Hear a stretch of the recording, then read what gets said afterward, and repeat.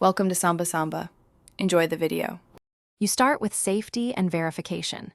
Power down and unplug the system so you won't short anything, then open the case and inspect the front panel cable at the motherboard header. Make sure the plug is using the HD audio header and the orientation matches the manual. HD audio versus AC 97 matters because pins differ.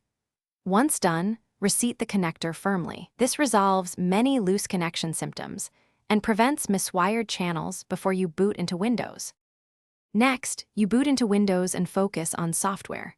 Open Device Manager and remove the audio device, then install the latest OEM Realtek or chipset audio driver so Windows gets proper front panel support. Once installed, open the Realtek audio console and check jack detection settings. Make sure front mic and front headphone jacks are enabled and not set to disabled. If available, retask jacks or disable front panel detection only if your hardware requires it. This fixes driver and configuration mismatches. To finish, you test thoroughly. Plug a known good headset into the front jack, play audio, and record a quick mic test in Windows sound settings to verify both directions. Make the front device the default, adjust levels, and run the Windows Audio Troubleshooter for automated fixes.